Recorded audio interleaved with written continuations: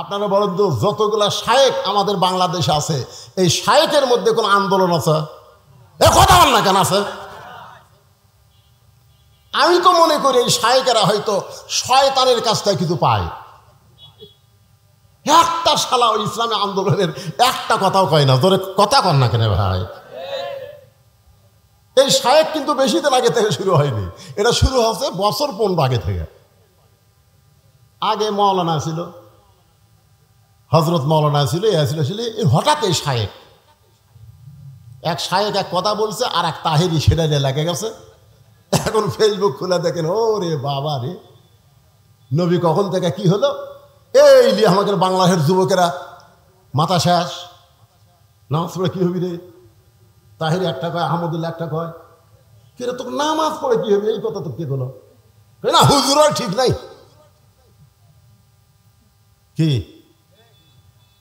তুমি যত বড় আলম হও, তোমার জবান দিয়ে যদি ইসলামী আন্দোলনের কথা না আসে, বাতিলের বিরুদ্ধে হকের পক্ষে কথা না আসে, তোমার একটা আমল আল্লাহর দরবারে কবুল হবে না। জোরে কোন কথা ঠিক কিনা? ডাইরেক্ট যদি বলবার না পারো, আল্লাহ বলেছেন উদউ ইলা সাবিলি রাব্বিকা বিল হিকমা, বদরুশদের মতন হিকমতের সাথে কও। জোরে কোন ঠিক না? আমি কি ডাইরেক্ট কই? আমি অ্যাঙ্গেলে মারি, তাই বলে কি হক কথা বলা লাগবে না?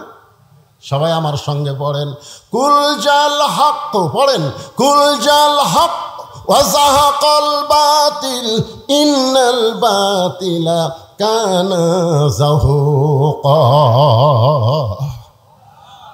তাহলে কোরআন হেফাজতের দায়িত্ব কার? মক্কার কাফেররা চেষ্টা করলো, যার উপর আল্লাহ কোরআন নাজিল করতেছে তাকে যদি হত্যা করা হয়, তাহলে কোরআন এমনি দুনিয়া থেকে নিভে যাবে।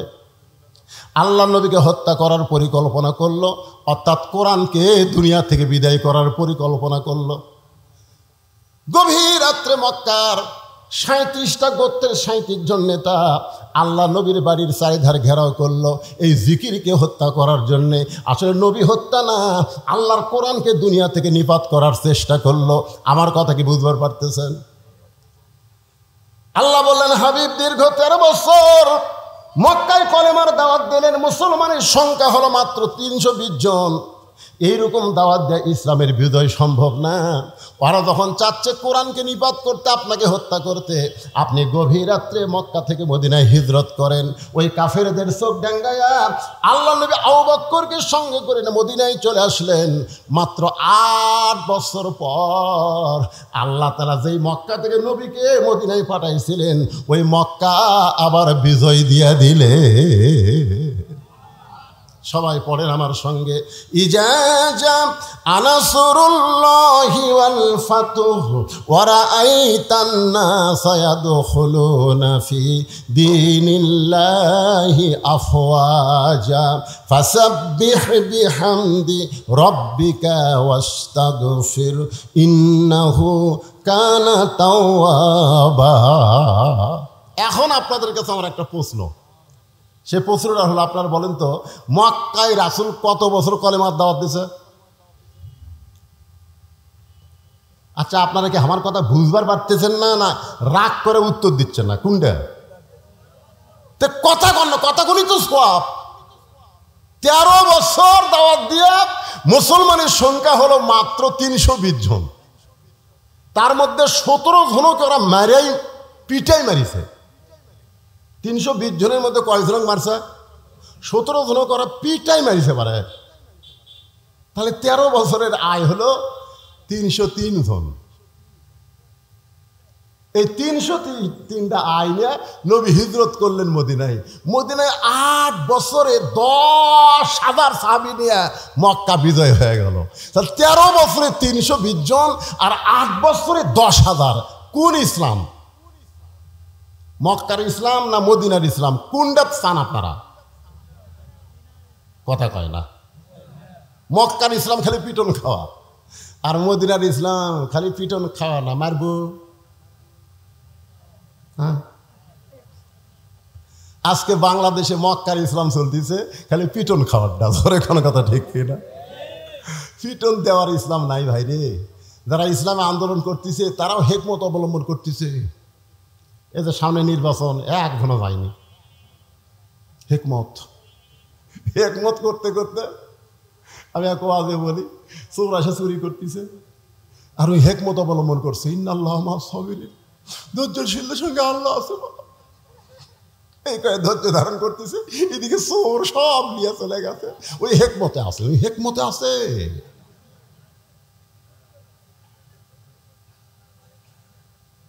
কি আমাদের বগুড়াতে একবার ওই ভোট কেন্দ্র দখল করবে আওয়ামী লীগ, বিএনপিও ডানাস, আওয়ামী লীগ ডানাস। ভাই যারা ভোট কেন্দ্র দখল করবে ওকে 3টা পিঠাই মারিছে।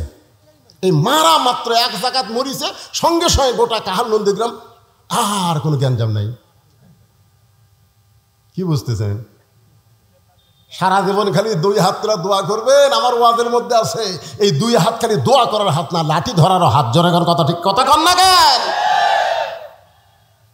খালি হেকমত অবলম্বন করতেছে, চোর সব চুরি করে লিয়ে গেছে। লিয়ে যাক, বার এবারে লিয়ে যাক, সামনেবার আমি সজাগ হবো, সামনেবার সজাগ হবি। ওই সামনে আস্তে আস্তে আবার চোর আসবি, আপনি খালি হেকমতই ধরবেন। এই করতে করতে 16-17 বছর চলে গেল। জোরে কোন কথা কন না কেন? একটু মনোযোগ দিয়ে শুনবেন। আল্লাহ নবী মক্কায় থাকতে কলেমার দাওয়াত দিয়েছেন, কারণ নবী ছিলেন ইমাম আর আবু জেহেল ছিলেন নেতা। নবী ছিলেন ইমাম আর আবু জেহেল হলো নেতা। এই কারণে 13 বছরে মুসলমানের সংখ্যা হলো 320 জন। কারণ জালেম যদি নেতা হয় আর ভালো মানুষ যদি মসজিদের ইমাম হয়, ওই মসজিদ দিয়ে কোনোদিন সমাজের 1 পয়সা উপকার হবে না। জোরে কোন কথা, ঠিক কি না? জালেম হচ্ছে নেতা আর আলেম হচ্ছে ইমাম। আল্লাহ দেখলেন ইসলামের ধারা পাল্টাতে হবে, এই নবীকে হিজরত করে মদিনায় নিয়ে গেলেন। মদিনায় নিয়ে যাওয়ার পরে আল্লাহ তাআলা সর্বপ্রথম নবীকে দিয়ে একটা মসজিদ বানায় নিলেন, যে মসজিদের নাম হলো মসজিদে কোবা। ধরে কোন মসজিদের নাম কি? যারা হজ করছেন, এখানে যারা হাজী সাহেব আছেন তারা সবাই মসজিদে কোবা চেনেন, অথবা যারা ওমরা করছেন তারাও চিনেন। ওই মসজিদের মধ্যে 2টা রাকাত নামাজকে যদি আদায় করে, আল্লাহ খুশি হয়ে তাকে একটা ওমরা হজের সওয়াব দিয়ে দেয়। কাবা ঘরে 2 রাকাত নামাজ পড়লে আপনি 2 লক্ষ রাকাত নামাজের সওয়াব পাবেন। মদিনায় যদি 2 রাকাত পড়েন আপনি 1 লক্ষ রাকাত নামাজের সওয়াব পাবেন। বাইতুল মুকাদ্দাসে যদি 2 রাকাত পড়েন 1 লক্ষ রাকাত নামাজের সওয়াব পাবেন। আর মসজিদে কুবার মধ্যে 2 রাকাত পড়লে একটা উমরা হজের সওয়াব পাওয়া যাবে। তাহলে চিন্তা করেন মসজিদে কুবার এত দাম কেন? এই বাংলার মুসলমান, মসজিদে কুবার দাম কেন জান লাগবে না? মসজিদ কি জন্যে? মসজিদ কি জন্যে? কয়েকদিন আগে যে আপনাদের সঙ্গে ওয়াজ করলাম, ওখানে মসজিদের কিছুটা গুরুত্ব তুলে ধরছি। ব্যারাস যতই দল করো, মসজিদের মধ্যে কয় দল? জয় কন না কেন? 1 দল। আওয়ামী লীগ, বিএনপি, জাতীয় পার্টি, জামাত সব কাতার সোজা করতেছে। মসজিদের প্রথম যে আজান হলো, সেই নামাজ হলো জোহরের নামাজ। আজান দিলেন হযরত বেলাল ইবনে রেবাব। নামাজ চলতেছে মসজিদে কোবার মধ্যে। সেখান থেকে মসজিদ নববী বদলি হয়ে গেল। মসজিদ নববীতে মেহরাব আছে, মসজিদে কোবার মধ্যে কোনো মেহরাব নাই।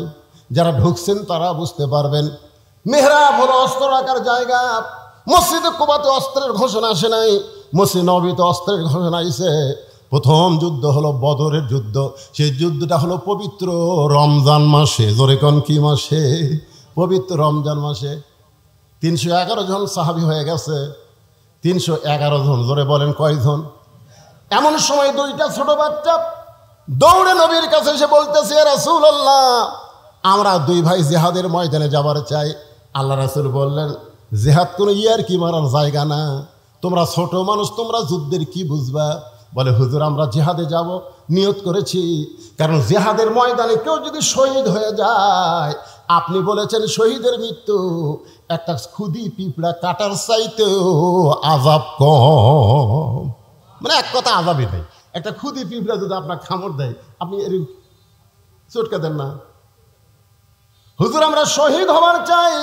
আল্লাহ রাসূল বললেন জিহাদের ময়দানে সৈন্য হতে গেলে তার একটা মাপ হওয়া লাগবে। বেলাল দেখি মাপের কাঠি নিয়ে আসো। একজনের নাম হলো মুআফেজ, আর একজনের নাম হলো মুয়াজ। মুয়াজ আর মুআফেজ দুই ভাইয়ের। মুয়াজকে মাপের মধ্যে নিয়ে আসা হলো।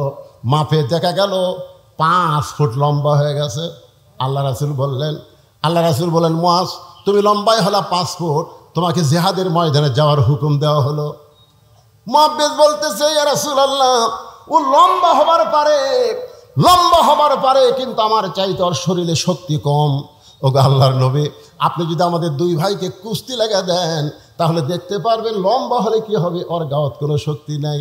নবী তাবাসসুম মুস্কি হাসি দিয়ে বললেন ঠিক আছে তোমরা দুই ভাই কুস্তি করো।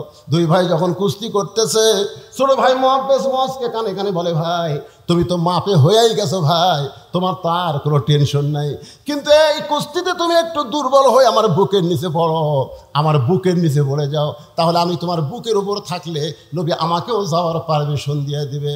মুআজ বলতেছে নবী কিন্তু সাধারণ বিষয় না, হয়তো বুঝবার পারবে।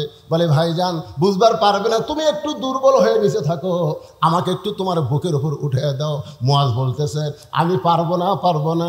এবার মুআফেজ কানে কানে বলতেছে ভাই রে তুমি বলো তো আল্লাহ রাসূলকে জীবনের চাইতে যদি বেশি ভালোবেসে থাকো তাহলে বলো ডান দিক থেকে যদি কাফেররা নবীকে লক্ষ্য করে তীর মারে তুমি না হয় ডান দিকে থাকতে পারো, কিন্তু বাম দিক থেকে যদি তরবারি মারে বাম দিকে কে দাঁড়াবে বলো? আমি থাকবো ডানে, তুমি থাকবো বামে, তুমি থাকবা সামনে, আমি থাকবো পিছনে। আমাদের জীবন যতক্ষণ থাকবে আল্লাহ রাসূলের দেহ কাফেরদের অস্ত্র যেন স্পর্শ না করে। সঙ্গে সঙ্গে মুআজ দুর্বল হয়ে বুকের নিচে পড়ে যায়। এমন সময় আল্লাহ রাসূল বলতেছে এইরকম ছোট বাচ্চারা শহীদ হওয়ার নিয়তে যখন আল্লাহর দল করে এই ইসলামকে কেউ মাটির নিচে দাফন করতে পারবে না। একদিন গোটা পৃথিবীতে ইসলামের বিজয় হয়ে যাবে। লিল্লাহে তাকবীর। এমপি সাহেবের আগমন। আপনাদের এমপিকে আমি এর আগে দেখছি, তখন এমপি ছিল না, তো এমপি হওয়ার পরে এটা প্রথম। আল্লাহ বলতেছেন ফাযকুরুনি আযকুরুকুম ওয়াশকুরুলি ওয়ালা তাকফুরুন। আল্লাহ বলতেছেন যে আমার জিকির করে আমি আল্লাহও তার জিকির করি। সুবহানাল্লাহ সবাই বললেন না?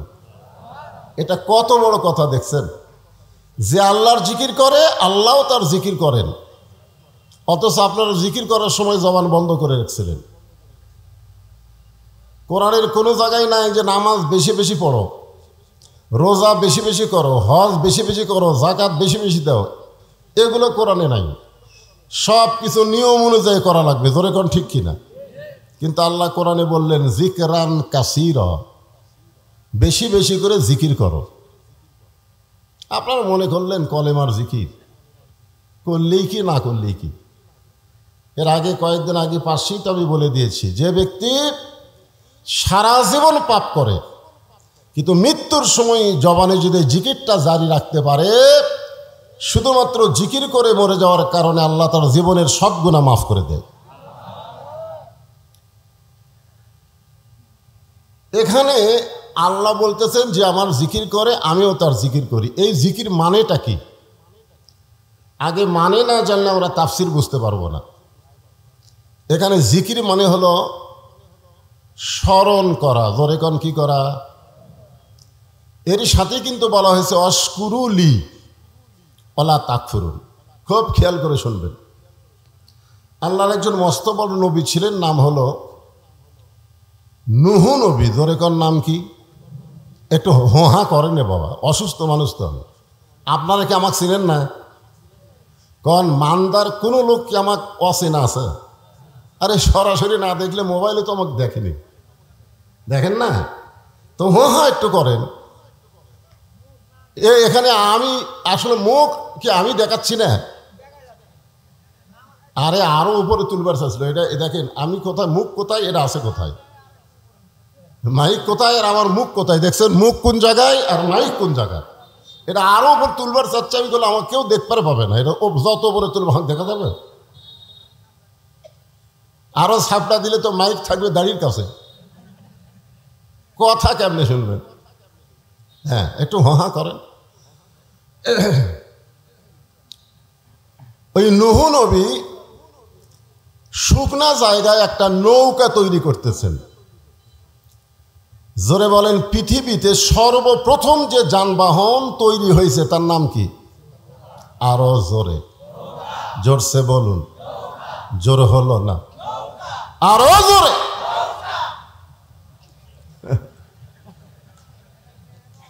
গামা সাহেব যদি এ কথা শুনতে পায়, গামা, তখন বলবে হুজুর তো আমাকে দলের লোক বাড়ায়, ও আজ উঠাই নৌকার মিছিল। জোরে কোন কথা ঠিক কিনা? স্বতন্ত্র, ও আচ্ছা আচ্ছা, ও স্বতন্ত্রই কাম করছে। আচ্ছা ঠিক আছে, কিন্তু তলে তলেও একই। একটা কথা হলো উপরে উপরে এক ভাব, তলে তলে আর এক ভাব। জোরে কোন কথা ঠিক কিনা? তো এখন এক বুড়ি মানুষ এসে বলতেছে, বাবা নূহ, এই শুকনা জায়গায় নৌকা বানানোর কারণ কি? নূহ বলতেছেন, বুড়িমা, বন্যা নামক একটা গজব আসবে, এ গজবে গোটা পৃথিবীর সবাই ধ্বংস হয়ে যাবে, শুধুমাত্র নৌকার ভিতরে যারা জায়গা পাবে তারা ধ্বংস হবে না। বর্তমানে বাংলাদেশে নৌকার ভিতরে যারা আছে তাদের কোনো টেনশন নাই। জোরে কোন কথা ঠিক কিনা? কিন্তু নৌকার বাইরে যারা আছে,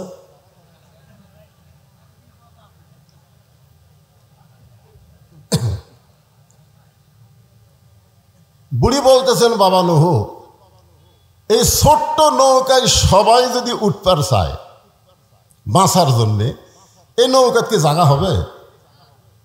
নূহ বললেন, বুড়িমা, এই নৌকার শর্ত হলো ইমানদার বান্দা বান্দি যারা নৌকার ভিতরে জায়গা পাবে তারা, বেঈমানদের জায়গা নৌকায় হবে। তার মানে বোঝা গেল নূহ নবীর নৌকা আর বর্তমানের নৌকা এক না। এক এক তো কোন নৌকার মিছিল করলেন? নূহ নবীর নৌকার মিছিল। জনগণ বুঝুক পাবলিক কি জিনিস। জোরে কোন কথা ঠিক কিনা?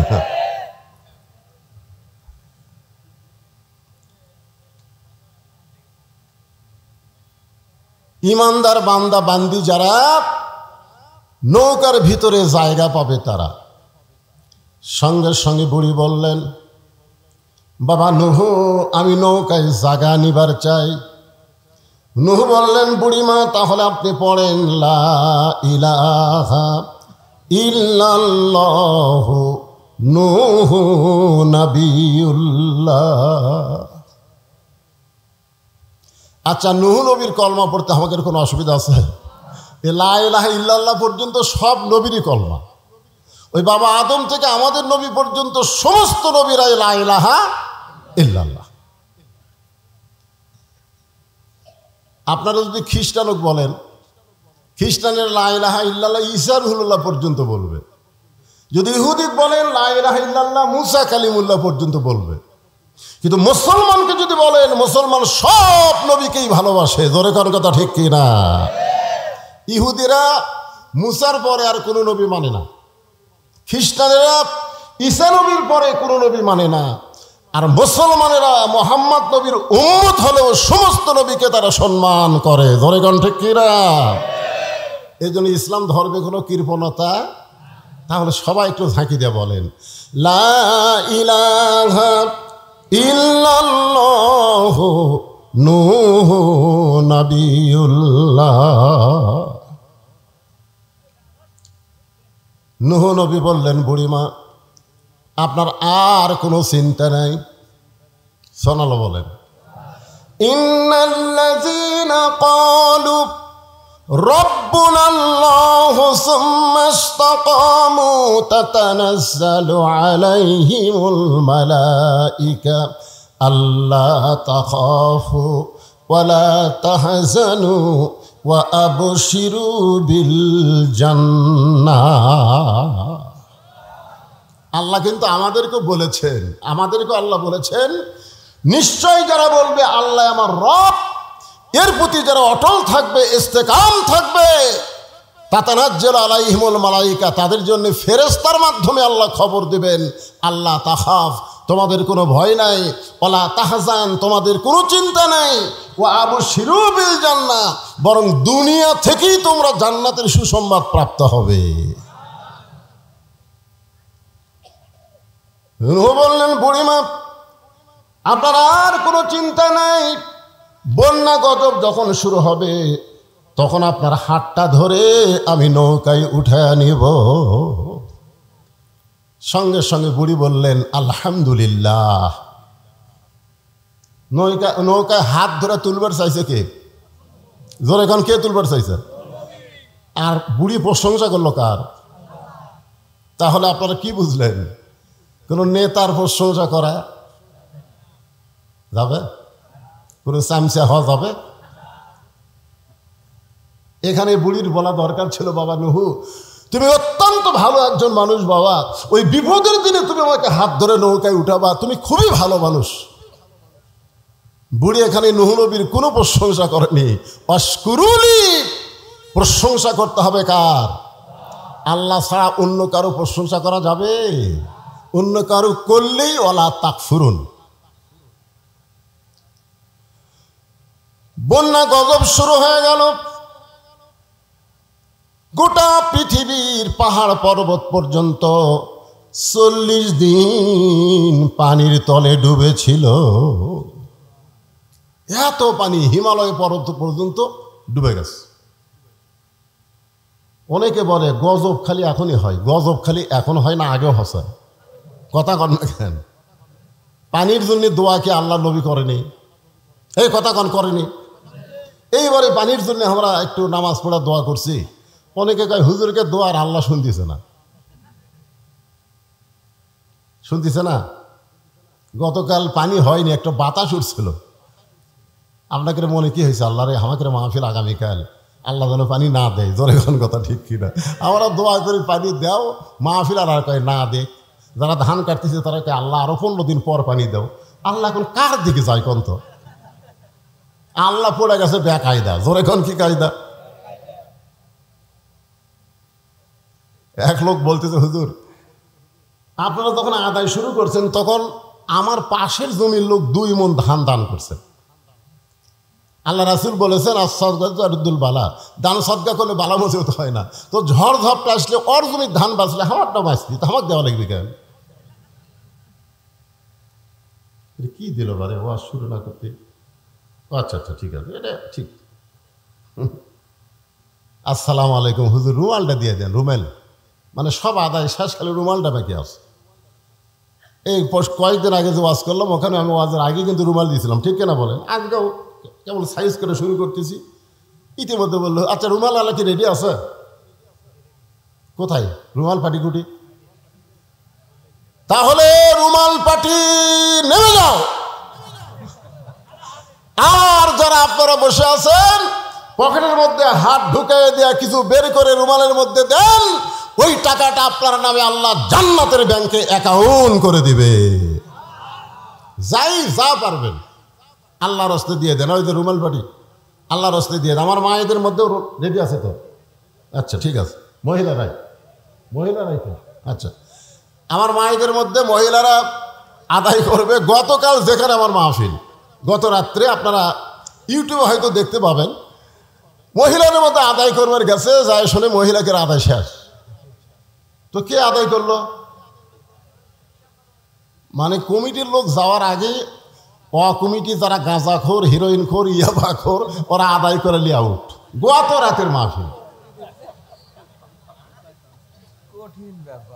তো আজকে চিন্তা করেন, মহিলাদের মধ্যে আপনাদের বিশ্বস্ত লোক দেন, কারণ এরকম কিন্তু হিরোইনখোর, গাঁজাখোর এখন দিন দিন বাড়তেছে। জোরে কোন কথা ঠিক কিনা? হ্যাঁ, মসজিদ মাদ্রাসা চোরের কাছে বলে, আর মসজিদ মাদ্রাসা কত নেতা চোর হয়ে মাদ্রাসার টাকা মারা খাচ্ছে। জোরে কোন কথা ঠিক কিনা? 4 টন গম টিয়ার দিবার কাছে তুলবার দেয় কয় 80,000 টাকা ঘুষ দিয়া, তারপরে কিসের টাকা কয় মসজিদে। যাক, আপনারা গামছার মধ্যে যে যা পারেন দেন, একটু জিকির করেন, লা ইলাহা ইল্লাল্লাহ লা ইলাহা ইল্লাল্লাহ লা ইলাহা লা ইলাহা ইল্লাল্লাহ মুহাম্মাদুর রাসূলুল্লাহ আলাইহি ওয়াসাল্লাম। তো আমার পাশে চেয়ারম্যান সাহেব বসে আছেন, উনি তার গামছার মধ্যে দিবার পারলেন না। গামছা মনে হয় কেজির উপরে আসবি না, গামছা গ্রেজুত আসে না, না গামছা গ্রেজুত আসবি। উনি আমার হাতে 1000 টাকা দান করছেন। এরকম যদি কেউ টেজের উপর দিবার চান তাহলে ফাঁকি দিয়ে দেন, আদায় একবার শেষ হয়ে যাক। কি কন, আদায় একবার শেষ হয়ে যাক, এরপরে একটানা ওয়াজ হবে, কোনো প্রকার আদায় আর না। হ্যাঁ,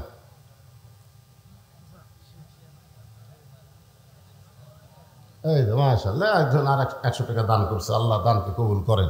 আল্লাহ কে এত বড় গামছা কেন, গামছা না কি ধরছে রে এরা?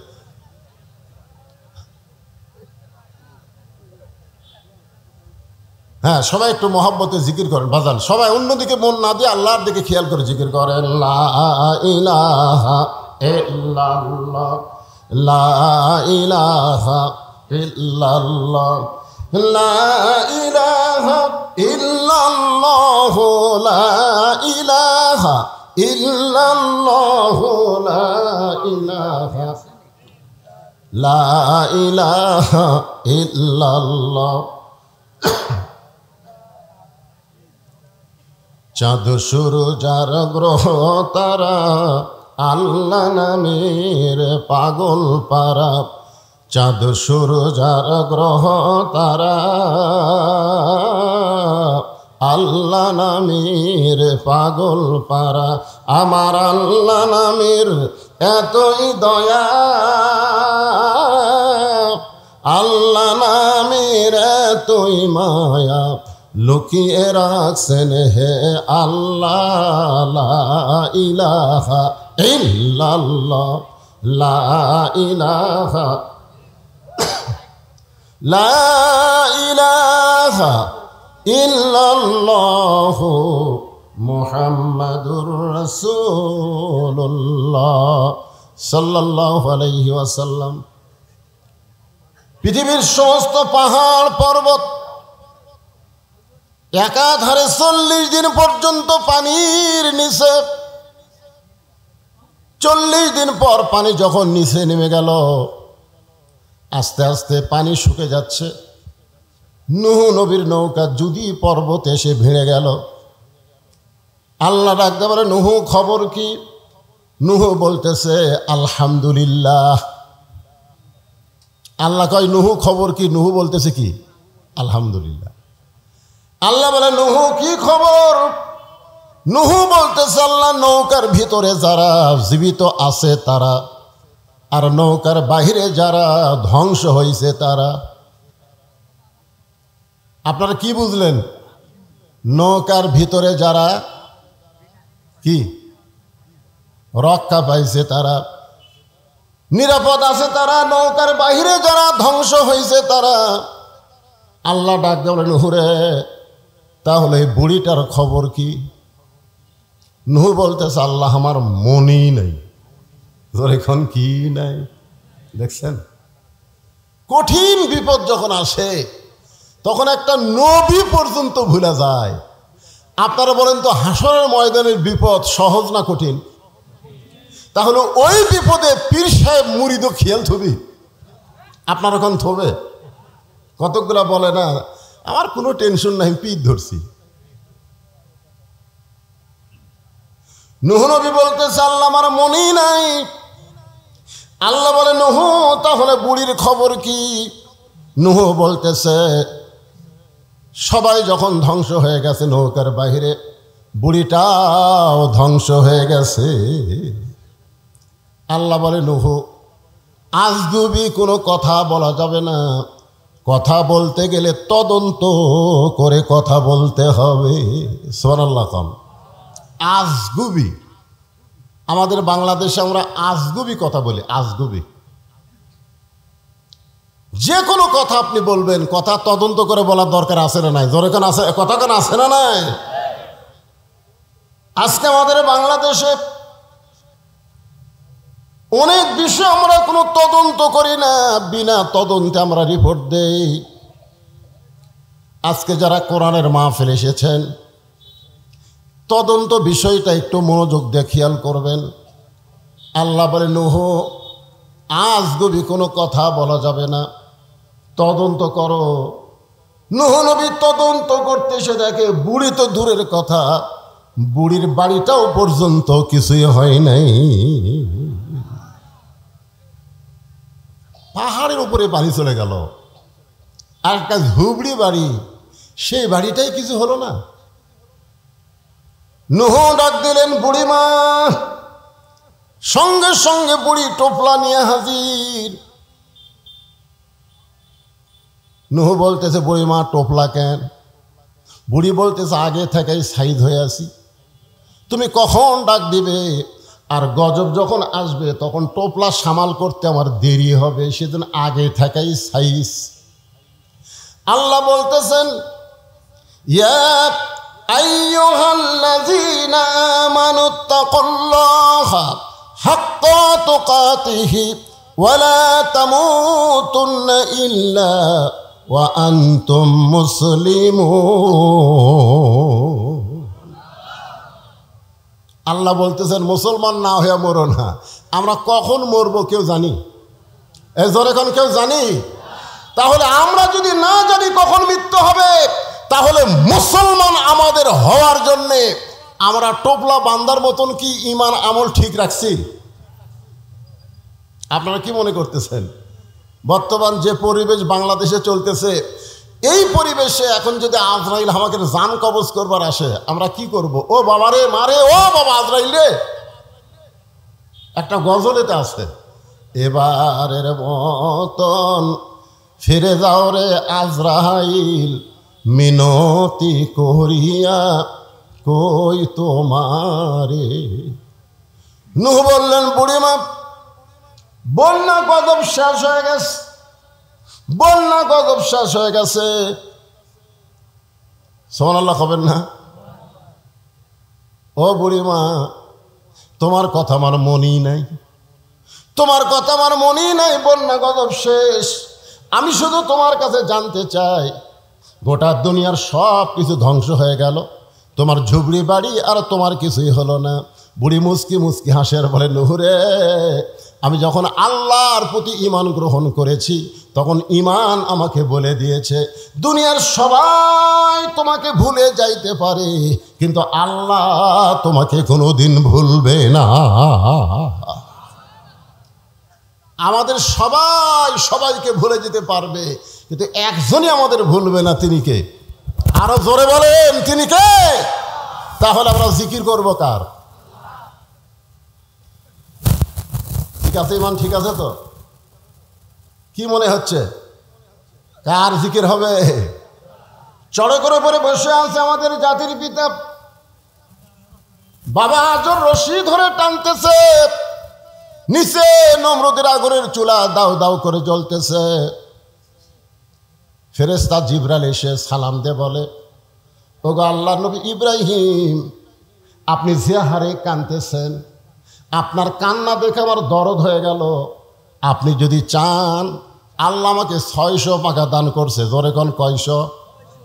একটা পাখার বাতাস দিব, আগুনের চুলা সাগরে গিয়ে নিভে যাবে।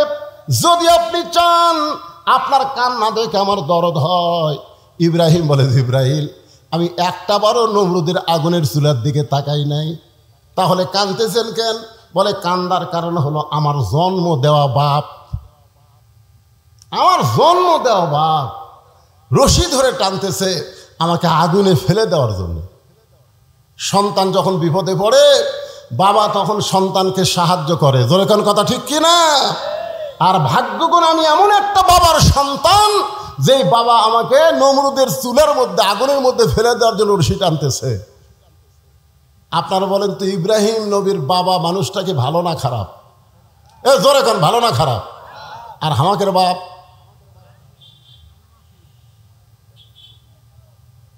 যেই বাবা নিজে নামাজ পড়ে, ছেলে নামাজ পড়ে না, এই বাবা ইব্রাহিম নবীর বাবার চাইতেও খারাপ বাপ। যেই বাবা তার সন্তানকে একদম বাগডম প্রাইমারি ভর্তি করে দেয়, হাফেজি মাদ্রাসায় ভর্তি করে দেয় না। এই বাপ ইব্রাহিম নবীর বাপের চাইতো খারাপ বাপ। কথা কর না কেন? এইবার কথা বন্ধ হলো কেন? আপনি সত্যি করে বলেন তো, প্রাইমারি যদি আপনার সন্তানকে ভর্তি করে দেন, ওই সন্তান পাক হবে না নাপাক হবে? একেবারে পাক নাপাক আপনারা বোঝেন না, কারণ পাক হবে না নাপাক হবে? আর এই হাফেজি মাদ্রাসায় যদি আপনার সন্তান ভর্তি করে দেন, ওই নাপাক হবে না পাক হবে? কারণ কি? কারণ হাফেজি মাদ্রাসায় যে শিক্ষা দেওয়া হয় সেইটা ধরবার গেলেই পবিত্র হইয়া ধরা লাগবে। জোরে কোন কথা, ঠিক কথা কন। আল্লাহ কোরআনে বলেছে লা ইয়ামাসসুহু ইল্লাল মুতাহহারুন, ততক্ষণ পর্যন্ত তুমি পবিত্র না হবে ততক্ষণ কোরআন স্পর্শই করতে পারবে না। যেই কোরআন ধরতে গেলে পবিত্র হতে হয়, সেই কোরআনের সমাজ যদি বাংলাদেশে চালু হয়, বাংলাদেশ কেমন দেশ হবে এটা বাংলার মুসলমান কল্পনাই করতে পারতেছে না। জোরে কোন কথা, ঠিক কিনা? একবার যদি কল্পনায় আনতে পারত, তাহলে মানুষের তৈরি আইন এইটা গ্রহণ করতো না। আল্লাহর কোরআন আইন বাস্তবায়ন করার জন্য নিজের জীবন আল্লাহ রাস্তায় কুরবানি দিয়ে দিত। জোরে করার কথা, ঠিক কিনা? কারণ আল্লাহ রাসূল বলেছেন, মান সাআলাল্লাহু তাআলা আশ-শাহাদাতি বিসিদকিন বাল্লাগাহুল্লাহু মানাজিলাশ শুহাদা ওয়া মাতা আলা ফিরাশিহি। এই হাদিসের বাংলা অর্থ হলো, এই বাংলাদেশে কোরআনের আইন চালু হবে, কলেমার পতাকা পথ করে উড়বে, এই নিয়তে যারা ইসলামী আন্দোলন করে আল্লাহ রাস্তায় শাহাদতের তামান্না নিয়ে চলে, আল্লাহ রাসূল বলেছেন ওই মাতা আলা ফিরাশিহি, সে যদি নিজের বিছনায় মৃত্যুবরণ করে, বাল্লাগাহুল্লাহু মানাজিলাশ শুহাদা, হাসরের ময়দানে আল্লাহ তাকে শহীদদের কাতারে দাঁড় করাইয়া দিবে। আপনারা বলেন তো, শহীদের কোনো হিসাব আছে? এ কথা কর না, শহীদের কোনো হিসাব আছে? আর যারা আল্লাহ রাস্তায় শহীদ হয় তাদের মৃত্যুর কোনো যন্ত্রণা হয়? এ বাংলাদেশের কতকগুলা কোরআনের পাখিদেরকে ফাঁসি দেওয়া হলো, ফাঁসি দেওয়ার পরে আপনারা তাদেরকে দেখছেন? দেখেননি? মানুষ মরার সময় মুখ বেকা টেকা বহু কিছু করে মরে ভাই। জোরে কোন কথা, ঠিক কিনা? হ্যাঁ ভাইজান, একটু মনোযোগ দিয়ে কথাগুলো শুনবেন। ফাযকুরুনি আযকুরুকুম ওয়াশকুরুলি ওয়ালা তাকফুরুন। এই আয়াতটাকে নিয়ে আপনাদের সামনে আলোচনা করতেছি। বাবা আমাকে রশি ধরে টানতেছে আগুনে ফেলে দেওয়ার জন্যে। রে জিবরাইল, নমরুদের চুলার দিকে আমি একবারও তাকাই নাই, কারণ আমার ঈমান বলতেছে আগুনের মালিক নমরুদ না, আগুনের মালিককে। সবাই বলেন আগুনের মালিককে। নমরুদ আগুন জ্বালাবার পারবে, কিন্তু পুরানোর ক্ষমতা নমরুদের হাতে নাই।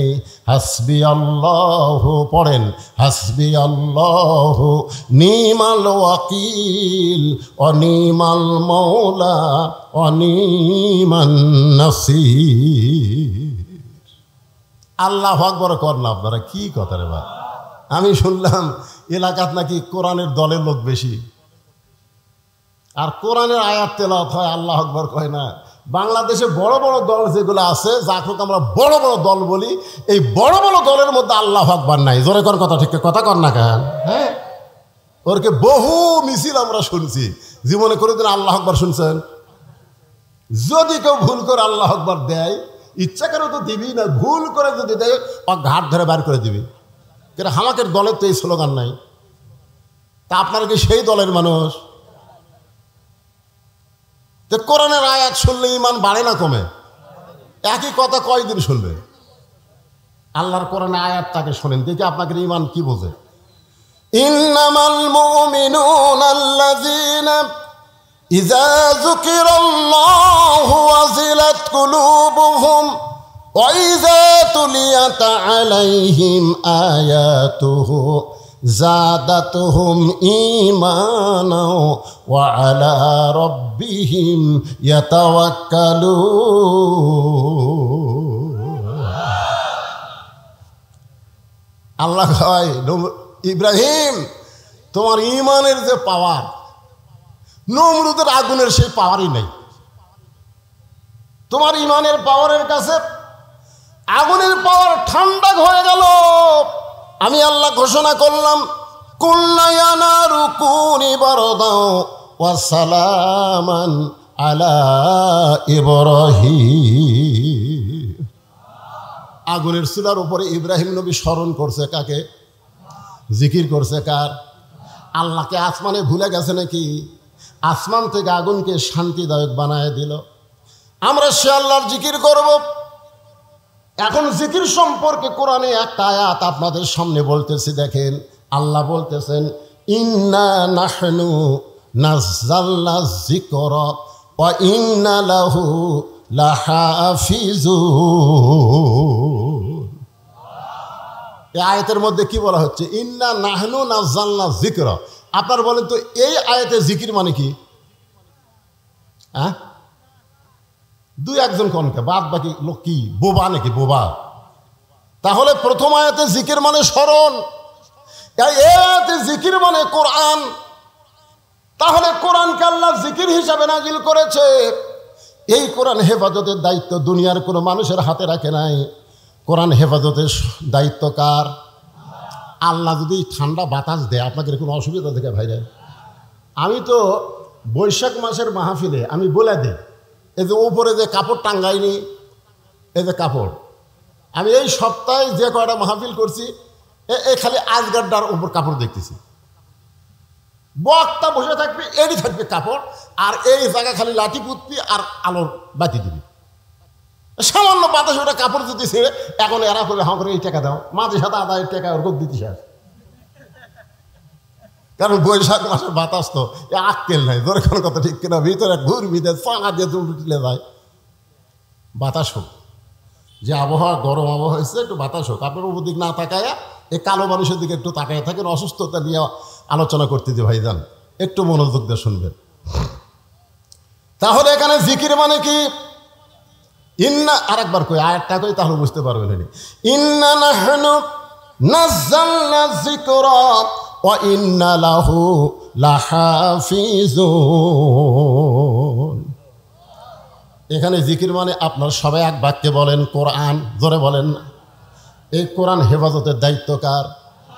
পৃথিবীর সমস্ত মানুষ যদি কোরআনের বিরুদ্ধে লাগে, আল্লাহ বলেছেন, ইউরিদুনা লিউতফিউ নূরাল্লাহি বিআফওয়াহিহিম ওয়াল্লাহু মুতিম্মু নূরিহি ওয়ালাউ কারিহাল কাফিরুন। বাংলাদেশের সমস্ত মানুষ মুসলমান হয়েও যদি কোরআনের আইন না চায়, আল্লাহর কোনো ক্ষতি হবে না। জোরে কোন কথা ঠিক কিনা? আল্লাহর কোনো ক্ষতি হবে? কোনো ক্ষতি নেই। করেন না কেন? শয়তানের দল করেন, কি হবে? আল্লাহর কি হবে না? আর আল্লাহর দল করলে আপনাদের কি হবে? কি লাভ হবে? সে লাভটা জানা লাগবে না? হ্যাঁ, খালি দল করেন, নামাজ পড়েন, রোজা করেন, বামপন্থী দল করেন, আর মসজিদের মধ্যে ঢোকেন ডান পায়ে, সিটারি করেন।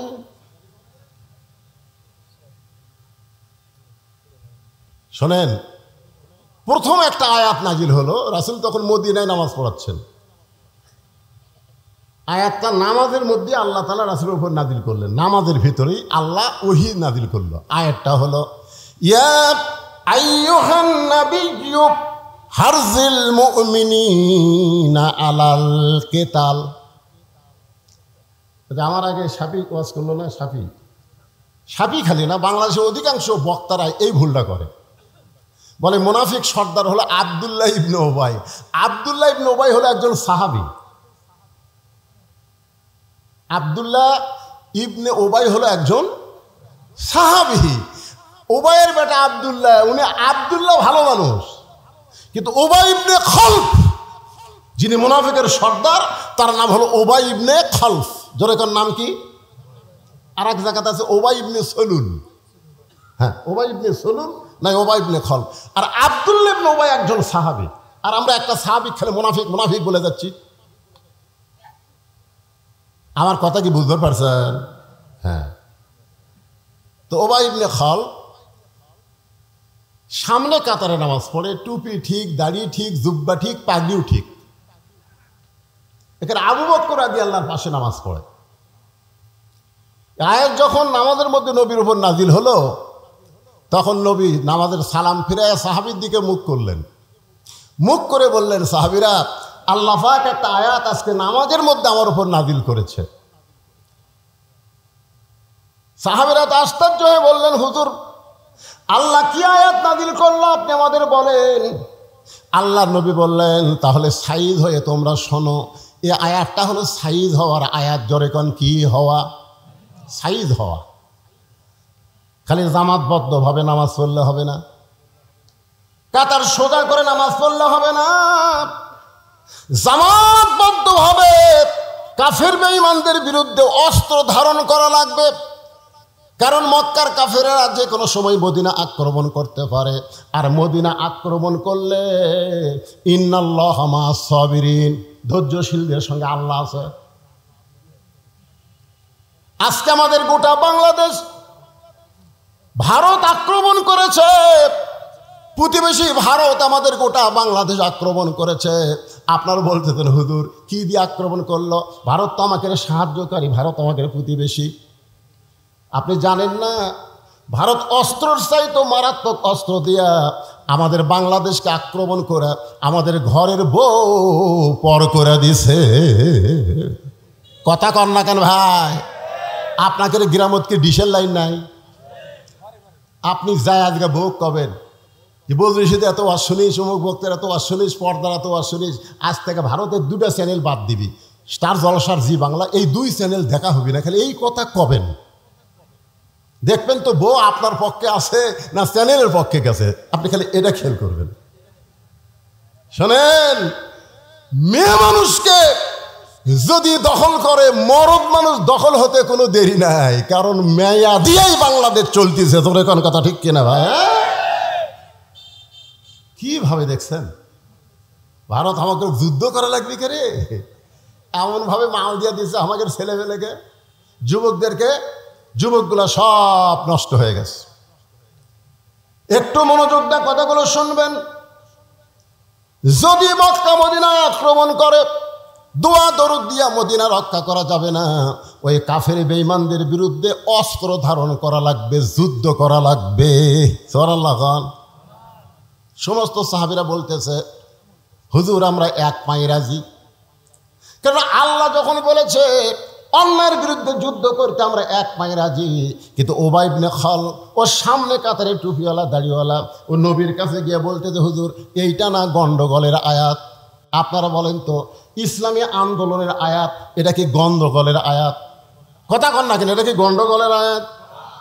নবী চমকে করে বললেন, স্বয়ং আল্লাহ তাআলা যে আয়াত নাজিল করলো, আমার 1 নম্বর মুসল্লি বলতেছে গন্ডগোলের আয়াত। সঙ্গে সঙ্গে আল্লাহ তাআলা আবার আয়াত নাজিল করলেন, ওয়ামিনান নাসি মাইয়াকুলু আমান্না বিল্লাহি ওয়া বিল ইয়াউমিল আখিরি ওয়া মা হুম বিমুমিনিন।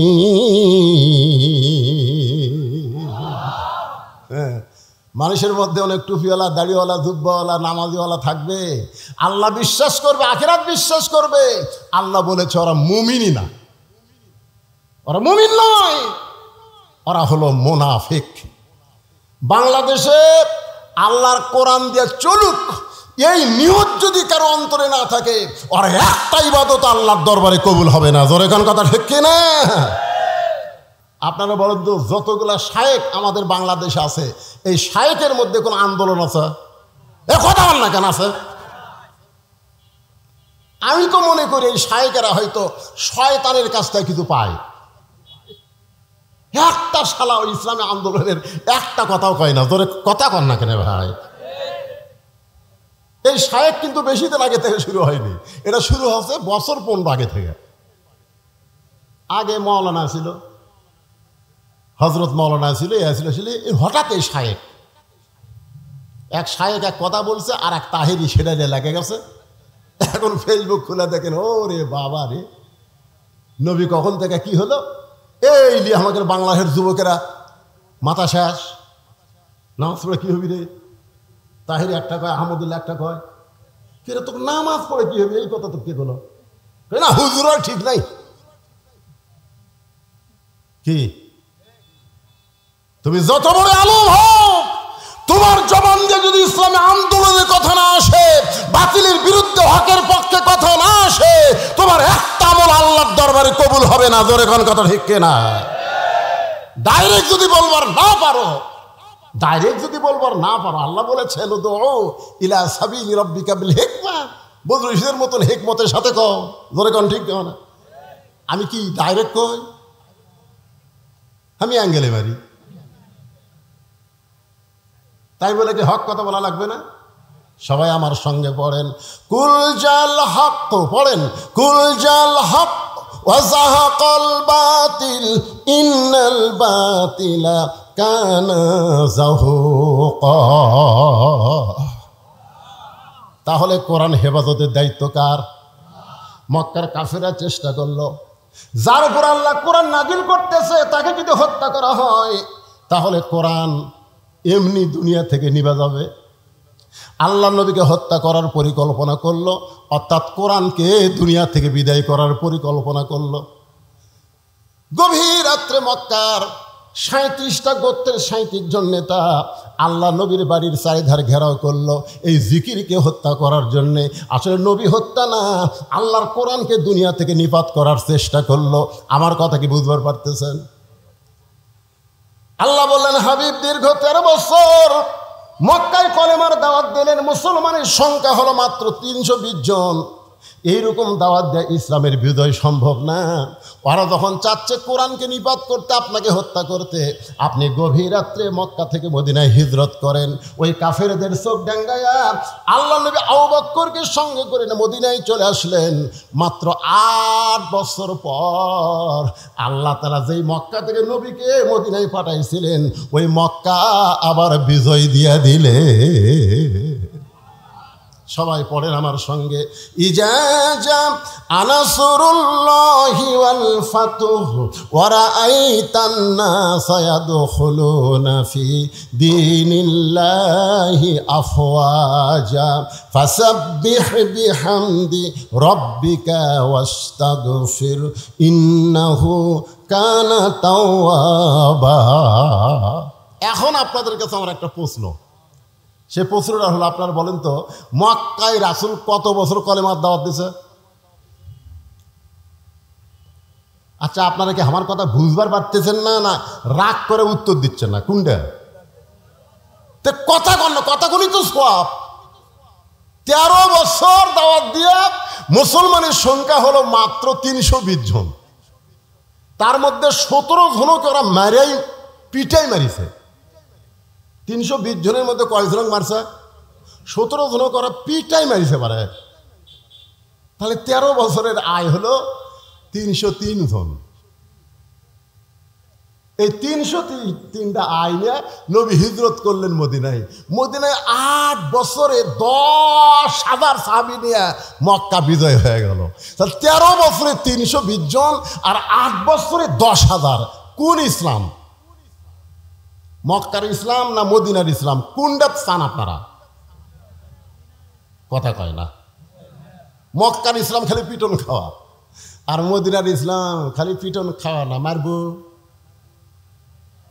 হ্যাঁ, আজকে বাংলাদেশে মক্কার ইসলাম চলতেছে খালি পিটন খাওয়ারটা। ধরে কোনো কথা ঠিক না? পিটন দেওয়ার ইসলাম নাই ভাই রে। যারা ইসলামে আন্দোলন করতেছে তারাও হিকমত অবলম্বন করতেছে। এই যে সামনে নির্বাচন, এখনো যায়নি। হিকমত করতে করতে আমি এক ওয়াজে বলি, চৌরাশা চুরি করতেছে আর ওই হিকমত অবলম্বন করছে। ইন্নাল্লাহা মা'আস সাবিরিন, ধৈর্যশীলদের সঙ্গে আল্লাহ আছে। এই কয়ে ধৈর্য ধারণ করতেছে, এদিকে চোর সব নিয়ে চলে গেছে। ওই হিকমতে আছে, ওই হিকমতে আছে।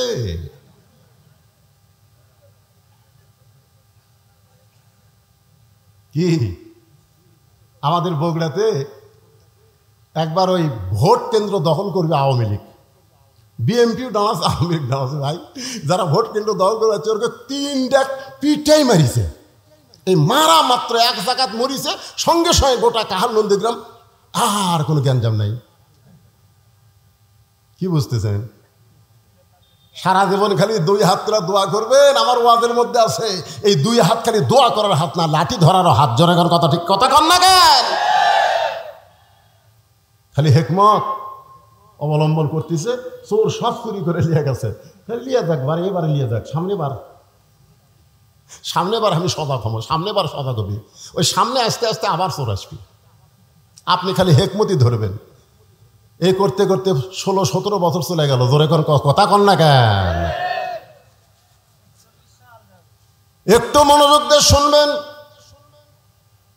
আল্লাহ নবী মক্কায় থাকতে কলেমার দাওয়াত দিয়েছেন, কারণ নবী ছিলেন ইমাম আর আবু জেহেল ছিলেন নেতা। নবী ছিলেন ইমাম আর আবু জেহেল হলো নেতা। এই কারণে 13 বছরে মুসলমানের সংখ্যা হলো 320 জন। কারণ জালেম যদি নেতা হয় আর ভালো মানুষ যদি মসজিদের ইমাম হয়, ওই মসজিদ দিয়ে কোনোদিন সমাজের 1 পয়সা উপকার হবে না। জোরে কোন কথা, ঠিক কিনা? জালেম হচ্ছে নেতা আর আলেম হচ্ছে ইমাম। আল্লাহ দেখলেন ইসলামের ধারা পাল্টাতে হবে, এই নবীকে হিজরত করে মদিনায় নিয়ে গেলেন। মদিনায় নিয়ে যাওয়ার পরে আল্লাহ তাআলা সর্বপ্রথম নবীকে দিয়ে একটা মসজিদ বানায় নিলেন, যে মসজিদের নাম হলো মসজিদে কোবা। ধরে কোন মসজিদের নাম কি? যারা হজ করছেন, এখানে যারা হাজী সাহেব আছেন তারা সবাই মসজিদে কোবা চেনেন, অথবা যারা ওমরা করছেন তারাও চিনেন। ওই মসজিদের মধ্যে 2টা রাকাত নামাজকে যদি আদায় করে, আল্লাহ খুশি হয়ে তাকে একটা ওমরা হজের সওয়াব দিয়ে দেয়। কাবা ঘরে 2 রাকাত নামাজ পড়লে আপনি 2 লক্ষ রাকাত নামাজের সওয়াব পাবেন। মদিনায় যদি 2 রাকাত পড়েন আপনি 1 লক্ষ রাকাত নামাজের সওয়াব পাবেন। বাইতুল মুকাদ্দাসে যদি 2 রাকাত পড়েন 1 লক্ষ রাকাত নামাজের সওয়াব পাবেন। আর মসজিদে কুবার মধ্যে 2 রাকাত পড়লে একটা উমরা হজের সওয়াব পাওয়া যাবে। তাহলে চিন্তা করেন মসজিদে কুবার এত দাম কেন? এই বাংলার মুসলমান, মসজিদে কুবার দাম কেন জান লাগবে না? মসজিদ কি জন্যে? মসজিদ কি জন্যে? কয়েকদিন আগে যে আপনাদের সঙ্গে ওয়াজ করলাম, ওখানে মসজিদের কিছুটা গুরুত্ব তুলে ধরছি। ব্যারাস যতই দল করো, মসজিদের মধ্যে কয় দল? জয় খান না কেন? 1 দল। আওয়ামী লীগ, বিএনপি, জাতীয় পার্টি, জামাত সব কাতার সোজা করতেছে। মসজিদের প্রথম যে আজান হলো, সেই নামাজ হলো জোহরের নামাজ। আজান দিলেন হযরত বেলাল ইবনে রেবাব। নামাজ চলতেছে মসজিদে কোবার মধ্যে। সেখান থেকে মসজিদ নববী বদলি হয়ে গেল। মসজিদ নববীতে মেহরাব আছে, মসজিদে কোবার মধ্যে কোনো মেহরাব নাই। যারা ঢুকছেন তারা বুঝতে পারবেন। মেহরাব হলো অস্ত্র রাখার জায়গা। মসজিদে কোবাতে অস্ত্রের ঘোষণা আসে নাই, মসজিদ নববীতে অস্ত্রের ঘোষণা আইছে। প্রথম যুদ্ধ হলো বদরের যুদ্ধ। সেই যুদ্ধটা হলো পবিত্র রমজান মাসে। জোরে কোন কি মাসে? পবিত্র রমজান মাসে। 311 জন সাহাবী হয়ে গেছে। 311 জন। জোরে বলেন কয়জন? এমন সময় 2টা ছোট বাচ্চা দৌড়ে নবীর কাছে এসে বলতেছে, ইয়া রাসূলুল্লাহ, আমরা 2 ভাই জিহাদের ময়দানে যাবার চাই। আল্লাহ রাসূল বললেন, জিহাদ কোনো ইয়ার কি মারার জায়গা না, তোমরা ছোট মানুষ, তোমরা যুদ্ধের কি বুঝবা? বলে, হুজুর আমরা জিহাদে যাব, নিয়ত করেছি। কারণ জিহাদের ময়দানে কেউ যদি শহীদ হয়ে যায়, আপনি বলেছেন শহীদের মৃত্যু একটা খুদি পিঁপড়া কাটার চাইতেও আযাব কম। মানে এক কথা আযাবই নেই। একটা খুদি পিঁপড়া যদি আপনার কামড় দেয়, আপনি চটকে দেন না? হুজুর আমরা শহীদ হবার চাই। আল্লাহ রাসূল বললেন, জিহাদের ময়দানে শহীদ হতে গেলে তার একটা মাপ হওয়া লাগবে। বেলাল, দেখি মাপের কাঠি নিয়ে আসো। একজনের নাম হলো মুআফেজ আর একজনের নাম হলো মুআজ। মুআজ আর মুআফেজ 2 ভাইয়ের। মুআজকে মাপের মধ্যে নিয়ে আসা হলো। মাপে দেখা গেল 5 ফুট লম্বা হয়ে গেছে। আল্লাহ রাসূল বললেন, মুআজ তুমি লম্বাই হলো 5 ফুট, তোমাকে জিহাদের ময়দানে যাওয়ার হুকুম দেওয়া হলো। মুআফেজ বলতেছে, ইয়া রাসূলুল্লাহ, ও লম্বা হবার পারে, কিন্তু আমার চাইতে ওর শরীরে শক্তি কম। ওগো আল্লাহর নবী, আপনি যদি আমাদের 2 ভাইকে কুস্তি লাগা দেন, তাহলে দেখতে পারবেন লম্বা হলে কি হবে, ওর গাওয়াত কোনো শক্তি নাই। নবী তাবাসসুম মুস্কি হাসি দিয়ে বললেন, ঠিক আছে তোমরা দুই ভাই কুস্তি করো। দুই ভাই যখন কুস্তি করতেছে, ছোট ভাই মুআব্বিস মুআজকে কানে কানে বলে, ভাই তুমি তো মাপে হয়েই গেছো ভাই, তোমার তার কোনো টেনশন নাই, কিন্তু এই কুস্তিতে তুমি একটু দুর্বল হয়ে আমার বুকের নিচে পড়ো, আমার বুকের নিচে পড়ে যাও, তাহলে আমি তোমার বুকের উপর থাকলে নবী আমাকেও যাওয়ার পারমিশন দিয়ে দিবে। মুআজ বলতেছে, নবী কিন্তু সাধারণ বিষয় না, হয়তো বুঝবার পারবে। বলে, ভাইজান বুঝবার পারবে না, তুমি একটু দুর্বল হয়ে নিচে থাকো, আমাকে একটু তোমার বুকের উপর উঠে দাও। মুআজ বলতেছে, আমি পারবো না। এবার মুআব্বিস কানে কানে বলতেছে, ভাই রে তুমি বলো তো, আল্লাহ রাসূলকে জীবনের চাইতে যদি বেশি ভালোবেসে থাকো, তাহলে বলো ডান দিক থেকে যদি কাফেররা নবীকে লক্ষ্য করে তীর মারে, তুমি না হয় ডান দিকে থাকতে পারো, কিন্তু বাম দিক থেকে যদি তরবারি মারে, বাম দিকে কে দাঁড়াবে বলো? আমি থাকবো ডানে, তুমি থাকবো বামে, তুমি থাকবা সামনে, আমি থাকবো পিছনে। আমাদের জীবন যতক্ষণ থাকবে আল্লাহ রাসূলের দেহ কাফেরদের অস্ত্র যেন স্পর্শ না করে। সঙ্গে সঙ্গে মুআজ দুর্বল হয়ে বুকের নিচে পড়ে যায়। এমন সময় আল্লাহ রাসূল বলতেছে, এইরকম ছোট বাচ্চারা শহীদ হওয়ার নিয়তে যখন আল্লাহর দল করে, এই ইসলামকে কেউ মাটির নিচে দাফন করতে পারবে না। একদিন গোটা পৃথিবীতে ইসলামের বিজয় হয়ে যাবে। লিল্লাহে তাকবীর। এমপি সাহেবের আগমন। আপনাদের এমপিকে আমি এর আগে দেখছি, তখন এমপি ছিল না, তো এমপি হওয়ার পরে এটা প্রথম।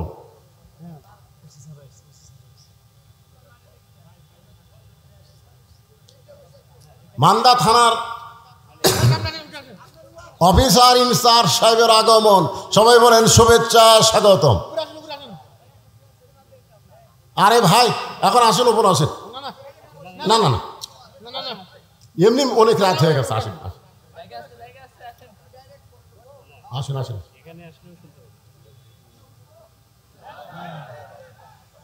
যে মানুষটা সাধারণ মানুষের মধ্যে বসতে চায়, এমপি হওয়ার পরও কখনো তার মনে এতটুকু অহংকার আসে নাই যে আমি এমপি।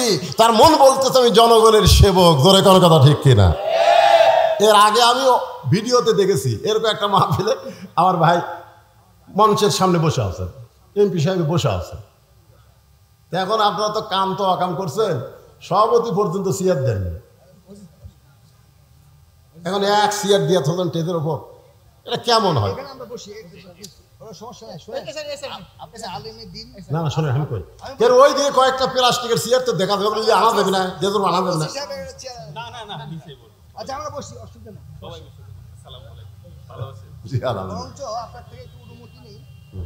নির্বাচনের তফসিল ঘোষণা হয়েছে, যার জন্য আসলে আমার মুভমেন্ট করা খুব নিষেধ। মানে সিসি থেকে আরম্ভ করে ব্যাকে ধরার জন্য বসে আছে, মানে যে কোনো সময় সফল। আবার আপাও বলছে, সেই কারণে আমি রাতও অনেক হয়ে গেছে, কাজ কামের দিন, কি কন? প্রধান অতিথির বক্তব্য শেষ, আর আমি তো অসুস্থ, সেটা ওয়াজের শুরুতেই শুনলেন। এরপরেও জিকির সম্পর্কে আলোচনা শুরু করেছিলাম, শেষ একটা আয়াত বলে আমি আপনাদের সবাইকে নিয়ে আখেরি মোনাজাত করব। এখানে আল্লাহ আর একটা আয়াতে বললেন, ইজা নুদিয়া লিস-সালাহ মিন ইয়াউমিল জুমআহ ফাসআউ ইলা যিকরিল্লাহ। এখানে জিকির মানে কি? এই জিকির নিয়েই কিন্তু কথা শুরু হচ্ছে। সেই জিকির থেকে আল্লাহর কোরআনকে আপনার জিকির স্বীকার করলেন, আর সেই কোরআনের আলোচনা করতে আজকের মাহফিলের প্রধান অতিথি সাহেব মঞ্চে এসে গেলেন। আমি তাকে নিয়ে সভাপতি সাহেব আমাকে বলতেছে, হুজুর আমি একটু যাবার চাই। বললাম না, আপনি যাইন না, আমি কিছুক্ষণের মধ্যেই মাহফিলের এই ভাঙ্গা মাহফিল আর চাঙ্গা করা যাবে না, আমরা সকলেই মোনাজাতে শামিল হব। সকলে ইস্তেগফার পড়ে, আস্তাগফিরুল্লাহাল্লাযী লা ইলাহা ইল্লা হুয়াল হাইয়ুল কাইয়্যুম ওয়া আতুবু ইলাইহি। আল্লাহুম্মা আমিন। আল্লাহুম্মা আনতাস সালাম ওয়া মিনকাস সালাম, তাবারাকতা ইয়া যাল জালালি ওয়াল ইকরাম। আয় আল্লাহ তাআলা, তোমার নবীর এতিমঘর হাফেজি মাদ্রাসাকে লক্ষ্য করে আজকের এই জান্নাতের বাগান সাজাইছিল আল্লাহ। কঠিন গরমের ভিতরে তোমার হাজারো বান্দা বান্দে আজকের মাহফিল উপস্থিত হয়েছিল আল্লাহ। আজকের এই মাহফিলকে আমাদের সকলের হেদায়েতের জন্যে, নাজাতের জন্যে, জান্নাতের জন্যে কবুল করেন।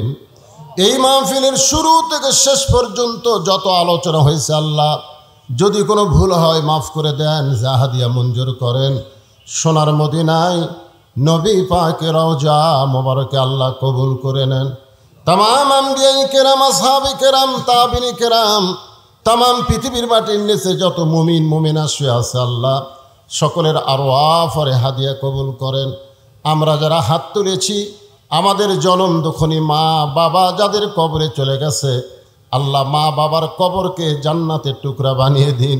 আমাদের বাপ মা যাদের জীবিত আছে আল্লাহ এই নিয়ামতের হায়াত বাড়ায়া দেন। আল্লাহ আমি অসুস্থ, আমার মতো যারা অসুস্থ হাত তুলেছে আল্লাহ সুস্থতার নিয়ামত দান করেন।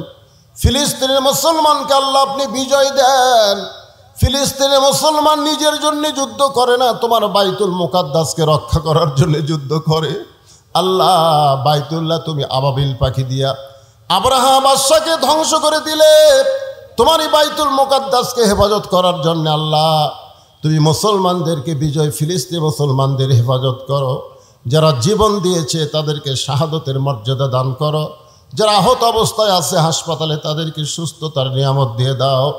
আল্লাহ আজকের মাহফিলের সম্মানিত সভাপতিকে আল্লাহ তুমি কবুল করো। আজকের মাহফিলের সম্মানিত প্রধান অতিথি আল্লাহ, এর আগে আমি মান্দায় অনেক মাহফিল দেখে করেছি, তাকে তখন এরকম নেতার আসনে দেখি নাই। আজকে তিনি নেতার আসনে বসে জনগণের চাকর হিসাবে নিজকে প্রমাণ করতেছেন। আল্লাহ আমার ভাইকে শারীরিক সুস্থতা দান করবেন। যেমন নেতৃত্ব দিলে আল্লাহ খুশি হবে, রাসূল খুশি হবে, জনগণ কলিজায় শান্তি পাবে, এমন নেতাগিরি করার তৌফিক আমার ভাইকে দান করে দেন। আল্লাহ মান্দা উপজেলা অফিসার ইনচার্জকে সঙ্গে নিয়ে হাত তুলেছি, আল্লাহ মেহেরবানি করে তাকে কবুল করেন। যে দায়িত্ব তার উপর অর্পিত আছে সুন্দরভাবে পালন করার তৌফিক দিয়ে দেন। আল্লাহ মন খুলে প্রাণ খুলে দীর্ঘ সময় আলোচনা করতে চাইছিলাম, কিন্তু অসুস্থতার কারণে আজকে এটা হয়তো আমার পক্ষে সম্ভব হলো না। আল্লাহ তোমার বান্দাদের জন্য প্রাণ খুলে দোয়া করি, আল্লাহ যেটুকু আমরা শুনলাম বাকি জীবনে আমাদেরকে আমল করার তৌফিক দিয়ে দেন। আল্লাহ মাদ্রাসাকে লক্ষ্য করে নগদে বাকিতে আজকে যারা দান করেছে আল্লাহ সবগুলো দান কবুল করেন। মা বোনদেরকে পর্দা নিশাবেদা সালিহা মা ফাতেমার চরিত্র দান করেন। যেদিন আমরা বিদায় নেব আমাদের সকলের জবানে আপনি জারি করে দিবেন লা ইলাহা ইল্লাল্লাহু মুহাম্মাদুর রাসূলুল্লাহ সাল্লাল্লাহু আলাইহি ওয়াসাল্লাম। আসসালামু আলাইকুম ওয়া রাহমাতুল্লাহি ওয়া বারাকাতুহু।